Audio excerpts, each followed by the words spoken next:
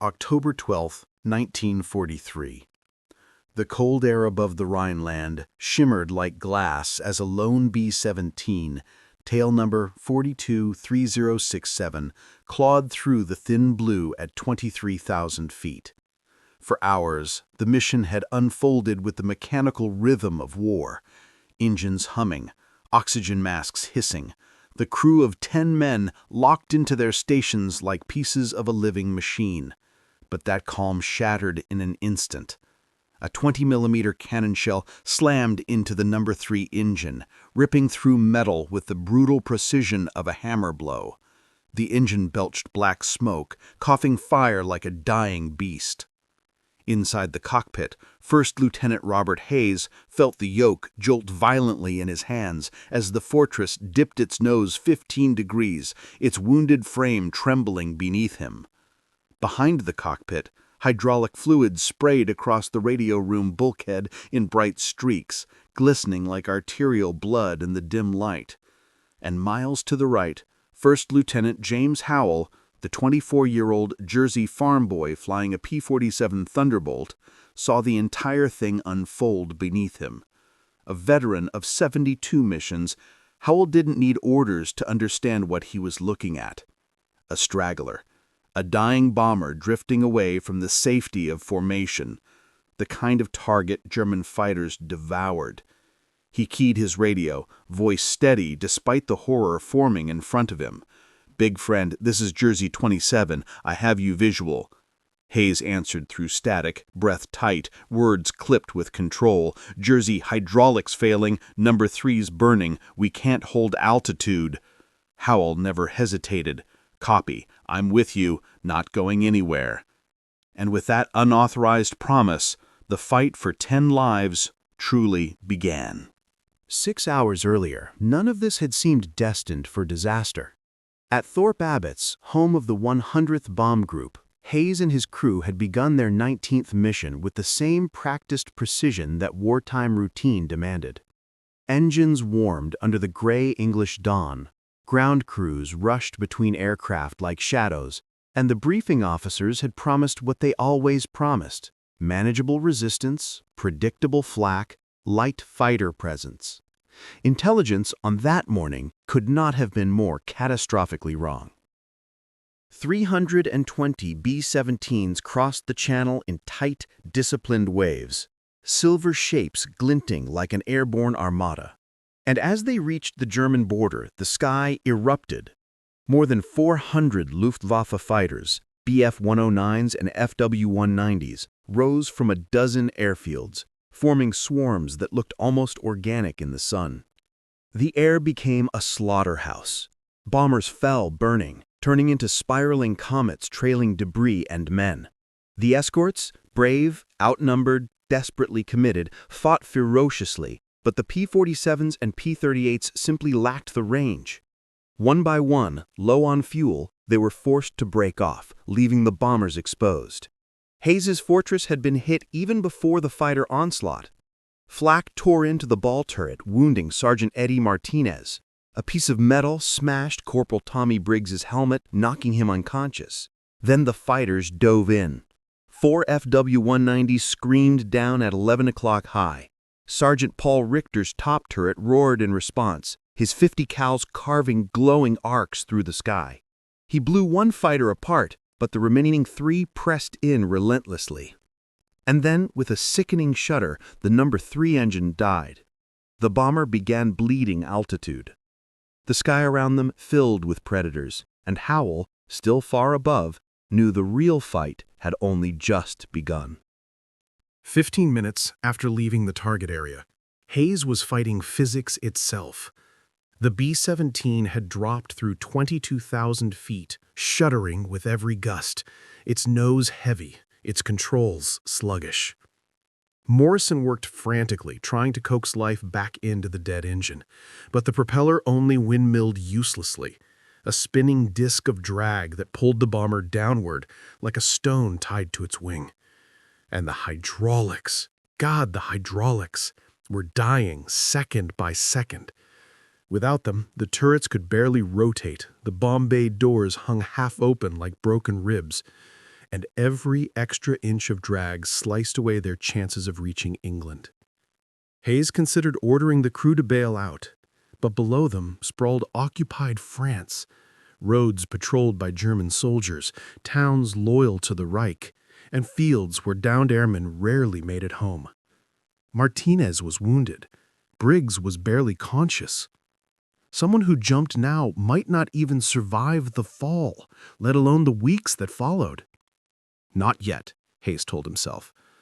Not while they still had a sliver of sky beneath their wings. High above and behind, Howell was already preparing for the inevitable. His P-47 Thunderbolt, Jersey Thunder, carried only 28 seconds of ammunition. 28 seconds to hold off whatever the Luftwaffe threw at them. And they were coming. 3 Bf-109s slipped in from 2 o'clock, the sunlight flashing off their splinter camouflage. Stragglers were easy kills. Howell knew what would happen if he hesitated. He didn't. The P-47 roared as he rolled hard into the attack. At 300 knots, he closed the distance like a falling hammer, 8.5 caliber guns thundering in unison. His burst tore through the lead 109 before the German pilot could even break formation. Smoke, fire, a falling shape spiraling into cloud. The remaining fighters scattered, realizing too late they were hunting prey, guarded by someone who refused to let them die. For a moment, just a moment, the sky went quiet. Howell's first kill had shattered the German attack, scattering the remaining fighters into disorganized streaks of metal diving for safety. Inside the battered B-17, the crew heard the distant growl of Howell's guns and understood with a surge of relief that someone, one man, was fighting the entire Luftwaffe for them. "Jersey, you're burning fuel!" Hayes warned through the static, but Howell's reply came instantly, like a vow carved into steel. "Negative, big friend. You've got company all the way to the fence." The fence, fighter slang for the English Channel, 90 miles away. At the bomber's bleeding speed, that meant 38 minutes of flying. Howell checked his fuel again. 42 minutes remaining if the gauges were honest, something they rarely were when you needed them most. It would be close. Too close. Below them, the B-17 continued its slow, heavy fall, 20,000 feet, 19,000, 18,000, each 1,000 feet lost, tightening the noose around every man on board. Then the clouds parted, and the next threat revealed itself. 5 Messerschmitt 109s, a perfect Vic formation, diving from 12 o'clock high with surgical precision. This wasn't an opportunistic ambush. This was a coordinated kill mission. Howell didn't run. He climbed, straight at them. 2 aircraft converging at a combined speed of over 500 knots. His guns opened at 3,000 yards, a long burst that forced the German formation to break. Tracers slashed through the sky like burning ropes. The attack collapsed into chaos. Howell ripped through the formation, rolled inverted, and came up behind the trailing 109, his guns hammering until the fighters shuddered and dropped away, trailing smoke. But for every threat he stopped, more were forming. The Germans were calling in reinforcements, and Howell, with each burst of fire, inched closer to running empty. The temporary calm vanished as quickly as it came. Even with Howell tearing into their formation, 2 Bf-109s slipped past him, diving toward the bomber's unprotected rear. Inside the fortress, tail gunner Sergeant Walt Kendrick swung his twin 50s toward the threat and squeezed the triggers, only to hear a sickening click. Jammed. 4 rounds fired, then nothing. He cursed, ripping at the charging handles with frantic hands as the German fighters lined up their shots. Cannon fire stitched across the bomber's tail and left wing, punching holes through aluminum as if it were wet paper. Howell saw it developing, the angle, the timing, the killing dive, and he hauled the Thunderbolt into a brutal high-G turn that nearly blacked out his vision. The P-47 groaned in protest as he forced its massive frame into the fight. He closed the distance to 600 yards and fired. The impact tore the Messerschmitt apart mid-maneuver, its wings snapping clean off under the barrage. The second fighter retreated, the pilot unwilling to die for an easy kill that was no longer easy. But the damage was done. A 20mm shell had launched itself inside the B-17's number 2 fuel tank. The vapors ignited, and fire roared along the wing in an instant. "Fire in number 2!" Morrison shouted. CO2 flooded the compartment, smothering the flames, but the engine was dead, frozen. The prop seized, adding another wall of drag. 2 engines gone, 2 engines left. The bomber began to roll left, its wounded structure groaning. Hayes fought the controls with both hands as the altitude bled away faster. 7,000 feet lost, 13,000 left, 2 engines remaining, 90 miles to home. And Howell, still fighting, still alone, had already burned through nearly half his remaining ammunition. The next wave was coming, and it would be worse. By the time the bomber slipped through another thin cloud layer, the inevitable appeared on the horizon.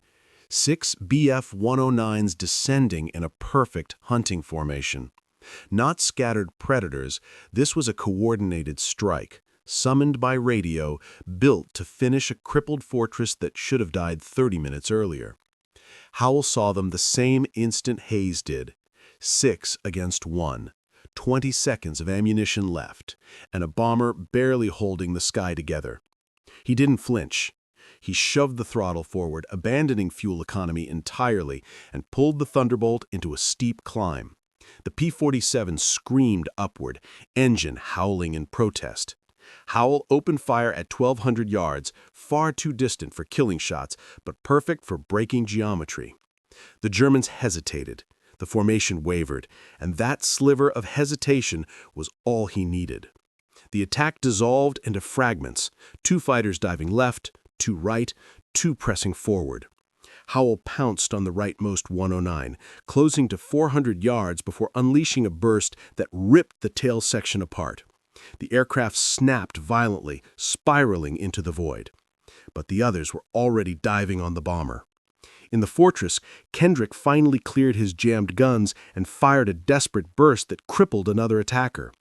The second 109's cannon shells, however, found their mark, walking across the left wing, punching into the almost empty number 2 fuel tank. A fireball erupted along the wing before CO2 extinguished it. The engine died forever.